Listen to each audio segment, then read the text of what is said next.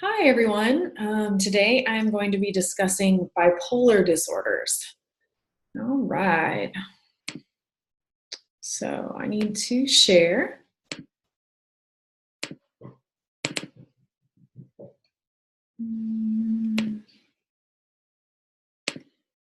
Okay.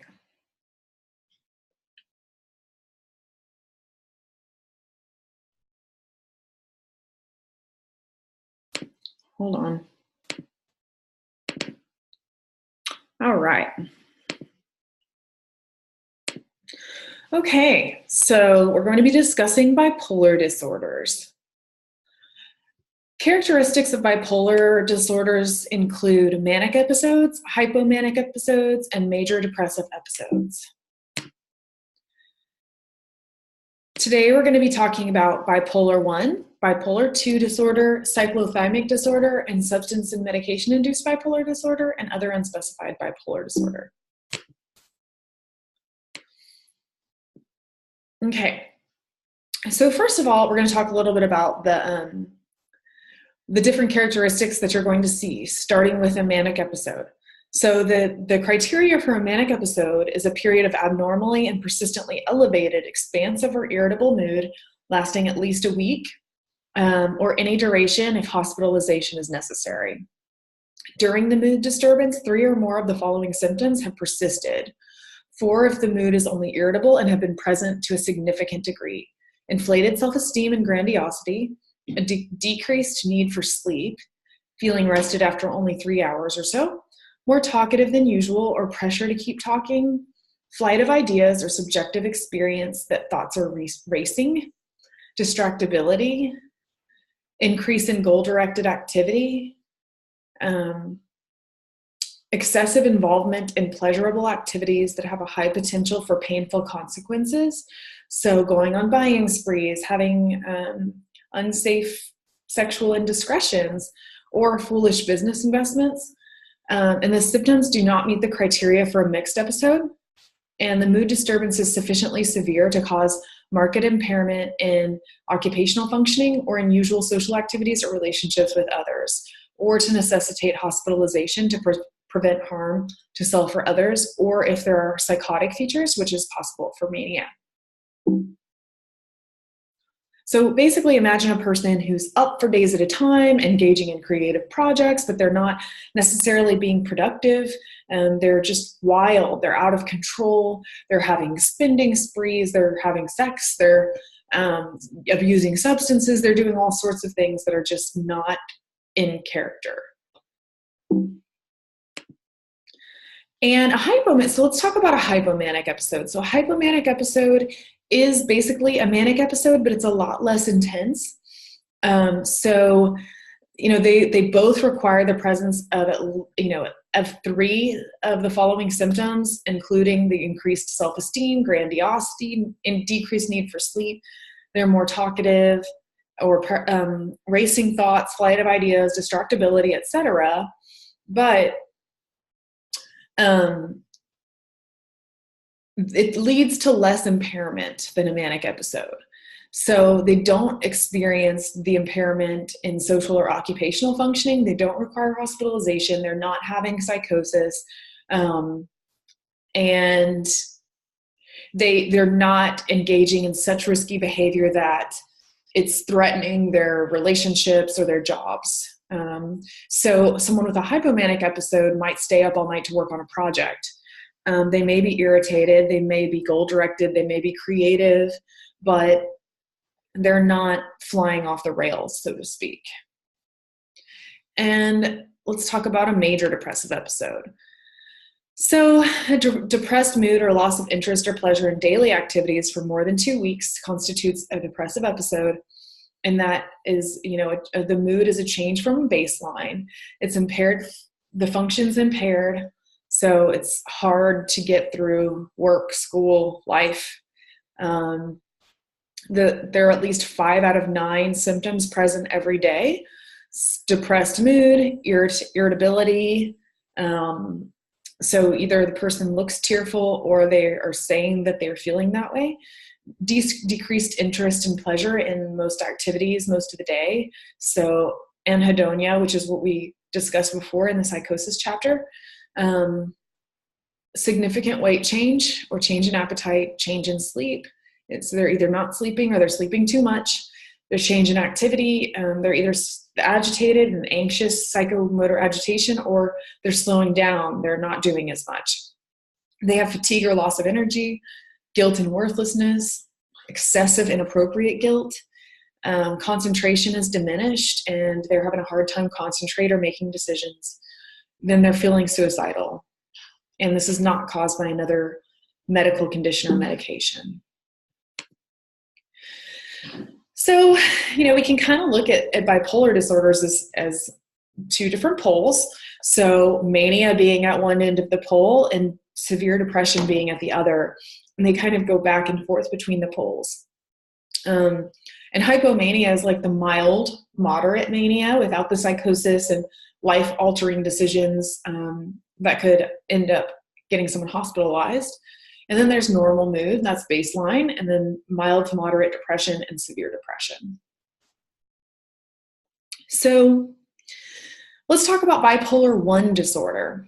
Bipolar 1 disorder means that one or more manic episodes or mixed manic episodes. So a mixed manic episode is when you're depressed and you're manic. So you may have all the energy and goal-directed behavior, but you're still feeling depressed, which would look like irritability instead of like excitement. And then there's minor or major depressive episodes that are often present. You may have psychotic symptoms, and then there are specifiers of manic episode, bipolar disorder with anxious distress, mixed features, rapid cycling. So that would be things happening very quickly within days between the manic and the depressive disorder or a cycle. Melancholic features, atypical features, mood congruent psychotic features, catatonia, so not being able to move, being frozen, and peripardium onset and seasonal pattern. And then your severity ratings are going to be mild, moderate, and severe. And then you have bipolar 2 disorder, which includes one or more major depressive episode, one or more hypomanic episode, and no full manic or mixed manic episodes. And then we have the same specifiers and the same ratings, mild, moderate, or severe. So basically the difference between bipolar 1 and bipolar 2 is that people with bipolar 1 can go into a full manic episode. For multiple days in a row, they're not sleeping, they're possibly psychotic, they're engaging in behaviors that are going to hurt their lives, they're making decisions that are not good for themselves or their family. Whereas with the bipolar 2 disorder, they're also experiencing the depressive episodes. This is Pato, by the way. Pato, say hi. Say, I don't have bipolar, but I have a black and white face. That's what he says. Two sides of the face. Okay. So bipolar 2 disorder is just like bipolar 1, except the extreme severity of the manic episode is not there. It's just a hypomanic episode. So increased energy and lack of a need for sleep, maybe increased goal-directed behavior, but not the extreme psychosis that you might see in a manic episode.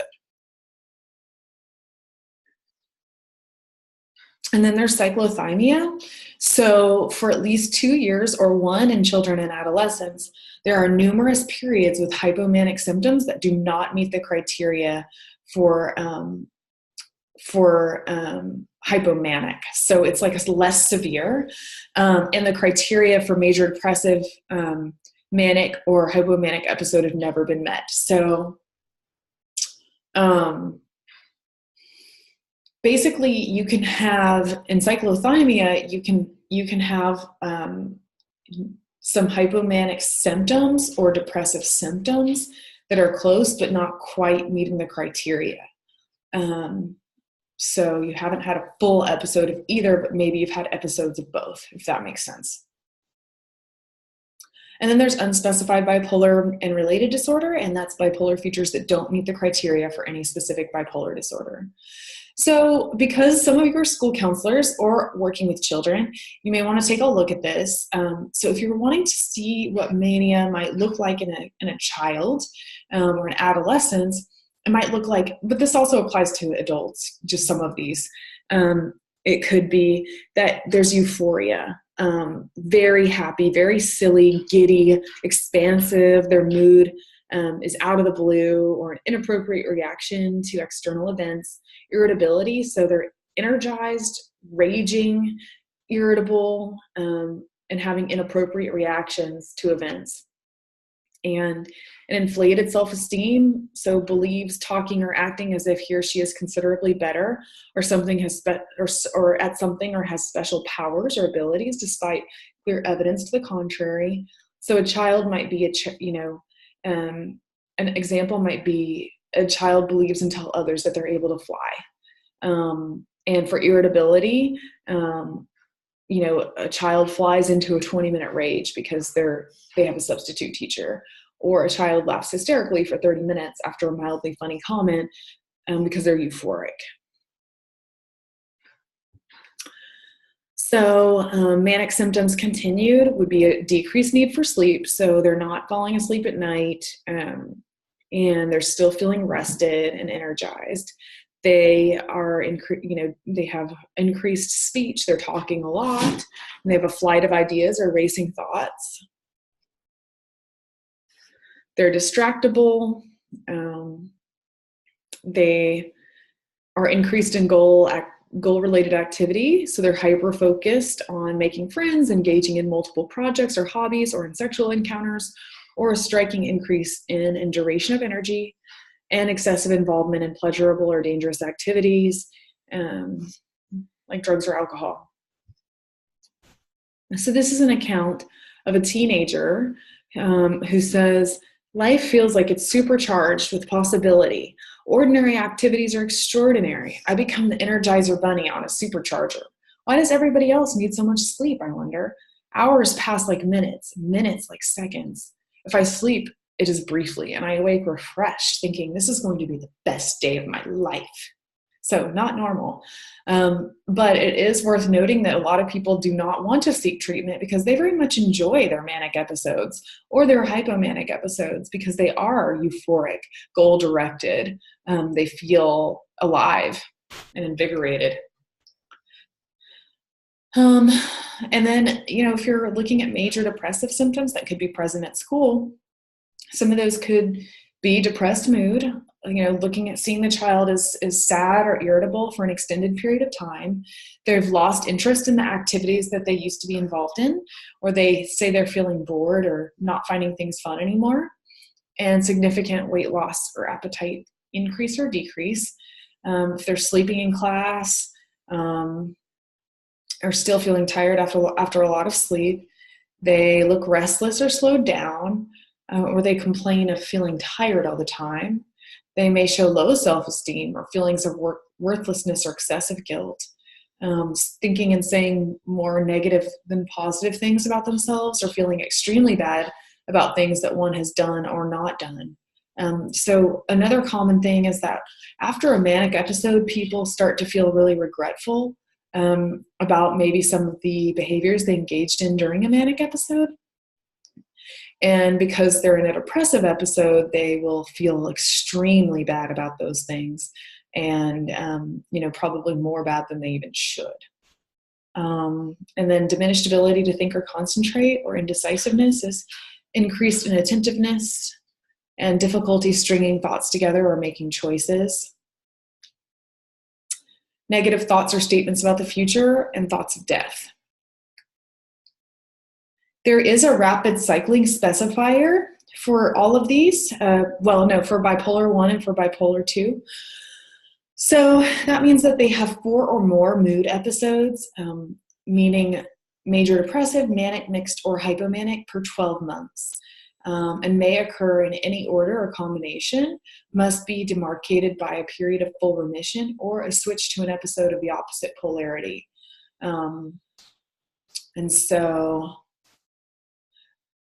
It could be a switch to an episode on the same pole if they're going from manic to mixed, for instance.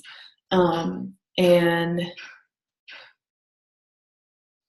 right, so it is noted that the definition is different than that used in some literature, wherein cycling refers to mood changes within an episode. So you would call that actually a mixed episode if they're changing within the episode. But the rapid cycling specifier applies to the amount of episodes that have happened in a 12-month period. And while the DSM has been updated, it's still not really great for diagnosing children and adolescents. And while often children and adolescents are diagnosed with bipolar disorder, they could do a better job in the DSM to help give accurate diagnoses to children. Yeah. So differential diagnosis considerations is major depressive disorder. So if someone has not had a manic or a hypomanic episode, then you would give them major depressive disorder, not bipolar. Bipolar 2, a differential consideration would be, that's obviously hypomanic episodes without a full manic episode. But so let's say someone's going along and they have bipolar 2, and then one day they pop into a full manic episode, then you need to give them the bipolar 1 diagnosis. And then, differential consideration for bipolar 1 would be cyclothymic disorder, so lesser mood swings of alternating depression and hypomania, but they never meet the depressive or manic criteria. Normal mood swings alternate between periods of sadness and elevated mood without clinically significant distress. And schizoaffective disorder, which does resemble bipolar 1 with severe psychotic features, but without symptoms that occur absent mood. Schizophrenia. And schizophrenia or delusional disorder, so psychotic symptoms dominate and occur without predominant mood episodes.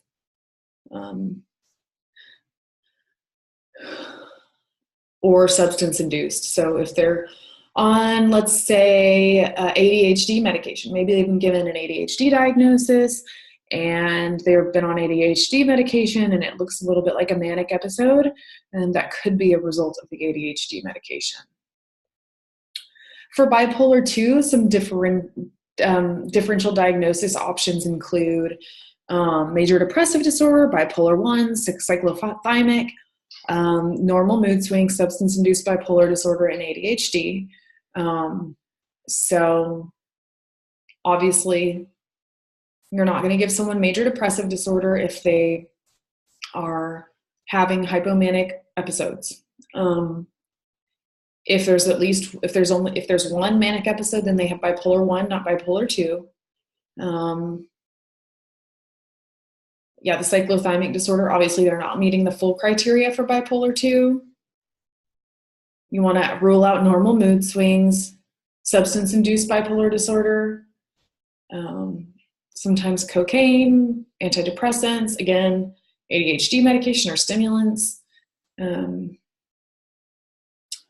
ADHD can look like bipolar 1 or 2, but there's not the extreme swings. And then cyclothymic disorder, some of the, alternative diagnoses that can be common for cyclothymic are normal mood swings, major depressive disorder, bipolar 1, bipolar 2, and substance-induced bipolar disorder. And again, what you want to remember with cyclothymic is that they're not really meeting the criteria for any of the other bipolar disorders, but they're showing symptoms and they are cycling in mood. And coexisting disabilities, anything really can coexist with the bipolar disorders, but some of the common ones are ADHD, ODD, and conduct disorder, anxiety disorders, and substance use disorders. And it says, these are pretty high rates. And substance use disorders are pretty common, and often people try to self-medicate with substances. for this, and it can be pretty detrimental to them, as you can imagine. So if you're looking at ADHD and you're trying to differentiate that from bipolar disorder, you're going to notice that with ADHD, someone's more talkative than usual, and they have the pressure to keep talking, they're distractible, and they have increasing goal-directed activity or psychomotor agitation. You're going to see in ADHD pretty consistent, not the mood highs and lows. You're still going to see impulsivity, but you're not going to see psychosis or extreme delusions of grandeur. And, the ADHD individual is probably going to be more distractible and less goal-focused than someone with a manic episode.